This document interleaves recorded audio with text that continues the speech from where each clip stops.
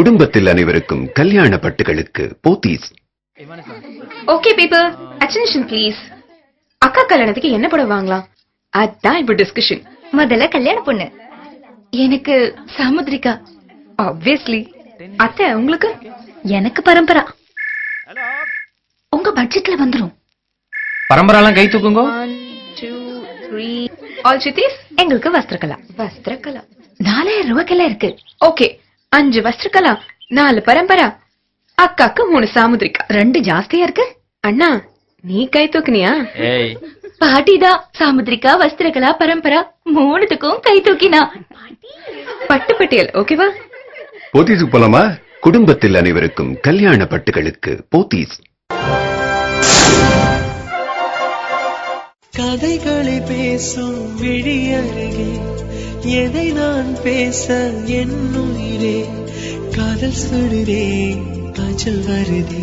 வீரம் படவிழா மாதிரியே இந்த படவிழா நடக்கிற இன்னைக்கும் எனக்கு படப்பிடிப்பு இருந்து அது முடிச்சுட்டு வந்தோம். அதனால தான் விழாவை கூட 7:30 மணிக்கு வச்சோம்.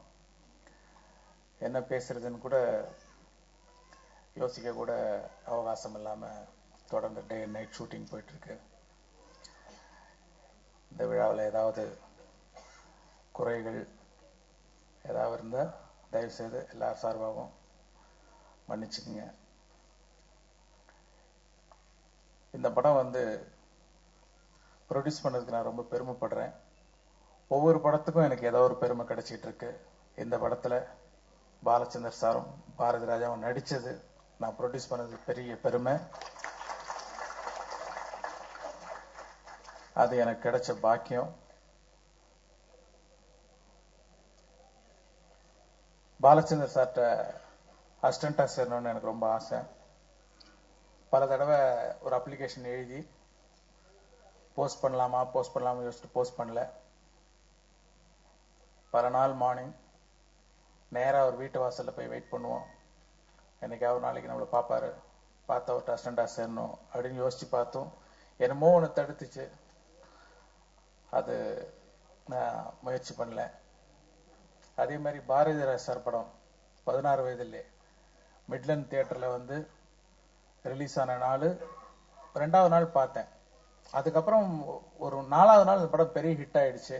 கிட்டத்தட்ட ஒரு 4-5 தடவை கியூவில் நின்று அடிதடியில் அந்த படத்தை பார்த்துருக்கேன்.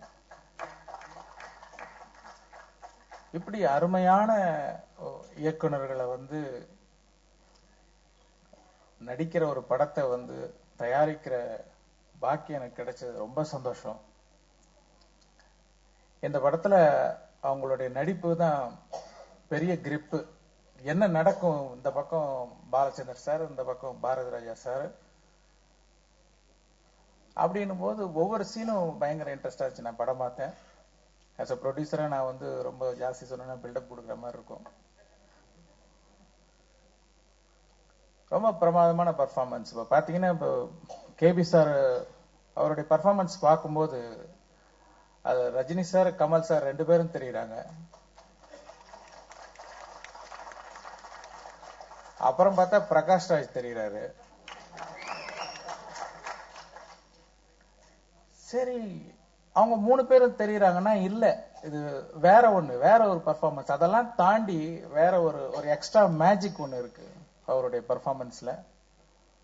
ஒரு நக்கல், ஒரு அசால்ட்டான ஒரு நடிப்பு. எப்படி ரங்காராவன் சொல்றத யாரையும் அவரோட கம்பேர் பண்ணவே கூடாது. Is great, great acting. அது நீங்க படம் பாருங்க, அந்த ஒரு தனித்தன்மையை நீங்க ஃபீல் பண்ணலாம் படம் பார்க்கும்போது. அதே மாதிரி Bharathi Raja sir very strong, very powerful. இந்த டெப்த் பர்ஃபார்மன்ஸ்ல உணர்ச்சிகளை மிக அழகா பிரதிபலிக்கிறது நான் சொல்ல தெரிஞ்சுக்க வேண்டிய அவசியம் இல்லை. ஒவ்வொரு காட்சியிலும் ரொம்ப சட்டுன்னு அந்த எக்ஸ்பிரஷன் ரொம்ப அழகாக்கி இருக்காரு படத்தை. இவங்க 2 பேரும் நடிச்சது இந்த படத்தினுடைய பெரிய ஹைலைட். ரொம்ப கோவக்காரங்க 2 பேரும், ஆனா குழந்தைகள். அப்படி ஒரு அருமையான பர்ஃபார்மன்ஸ் உள்ள ஒரு படம். தாமிரா இந்த கதையை என்கிட்ட கதை சொல்லணும் அப்படின்னும் போது நான் கேட்டேன் அவர்கிட்ட, இதை நான் ப்ரொடியூஸ் பண்ணுன்னு சொல்றீங்களே, இந்த படத்துல என்ன ஸ்பெஷல்? சந்தோஷம் இருக்கும் சார் அப்படின்னாரு. ஏன்னா இப்ப எல்லாருக்குமே வந்து ரொம்ப கஷ்டமான விஷயம் அதுதான், அந்த சந்தோஷம் கிடைக்கிறதா. நான் சமீபத்தில் 3 Idiots படம் பார்த்தேன். அந்த படம் பார்த்து முடிச்ச உடனே மனசு லேஸ் ஆயிடுச்சு. அவ்வளவு ஒரு அற்புதமான ஒரு படம். அது மாதிரி படங்களை தயாரிக்கணும் எனக்கு ரொம்ப ஆசை. ஸோ இந்த படமும் அவர் சந்தோஷம் இருக்கும்னு சொன்னார். அதே மாதிரி அவருடைய ஸ்கிரிப்டை படிச்ச எல்லா காட்சியிலும் ஒரு happiness, through out the film ஒரு சந்தோஷம் இருந்துகிட்டே இருந்தது. அதை நீங்களும் ஃபீல் பண்ணலாம். ரொம்ப அருமையா கவிதையா இயக்கி இருக்கிறாரு தாமிரா. கார்த்திக் ராஜா அற்புதமான பாடல்களை போட்டு கொடுத்திருக்காரு. அது பம்பம் பம்பர காட்டுன்னு ஒரு பாட்டு எனக்கு ரொம்ப பிடிக்கும். பரபர கிளின்னு ஒரு பாட்டு, அதுவும் எனக்கு ரொம்ப பிடிக்கும். அப்புறம் நான் என்று சொல்லுன்னு ஒரு பாட்டு, ஒரு பேத்த சாங் இருக்கு, அதுவும் ரொம்ப அருமையான ஒரு பாட்டு. அந்த படத்தை மியூசிக்கலா ரொம்ப அழகா எலிவேட் பண்ணியிருக்காரு கார்த்திக் ராஜா. ரொம்ப அருமையான லிரிக்ஸ்லாம் இருக்கு பாட்டுல.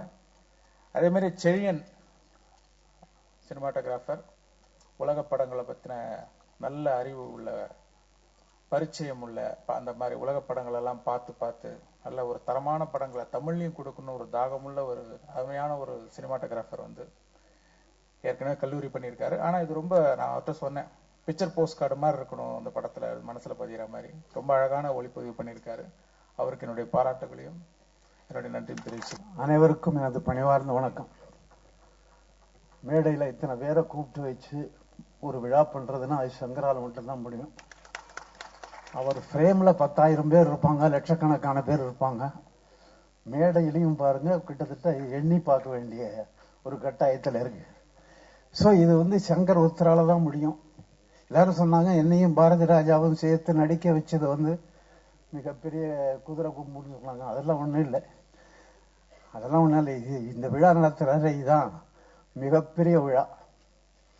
எங்க பாரதி ராஜாவும் பாலச்சந்திரம் விழா நாயகர்கள்னு போட்டிருக்காங்க. அதுவே தப்புன்னு சொல்லுவேன். ஏன்னா எங்களை என்னமோ தனியா பிரிக்கிறீங்க? நாங்களும் யூனிட்டோட சேர்ந்தவங்க சார். இந்த யூனிட்ல சேர்ந்தவங்க, சம்பந்தப்பட்டவங்க, யூனிட்ல உழைச்சிருக்கோம். நாங்களும் பிரிச்சுட்டீங்க. ஆனால் இது நிஜமா சொன்னா இந்த விழா வந்து, இந்த விழாவுக்கு நாயகர்கள் கிடையாது, விழா நாயகி தான். அதுதான் ஐஸ்வர்யா ராய் அவர்கள். இல்லாட்டி போனா நீங்கள்லாம் இவ்வளவு கிட்ட இருந்து போட்டோ எடுக்கிறதுக்கு சந்தர்ப்பம் கிடைச்சிருக்குமாயா உங்களுக்கு?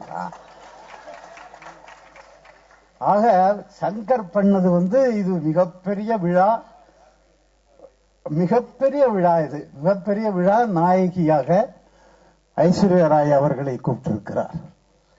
இங்க வந்த உடனே ரொம்ப பெரிய மகிழ்ச்சியா இருந்தேன், ரொம்ப மகிழ்ச்சியா இருந்தேன் இங்க வந்து உட்கார்ந்து பார்த்த போது.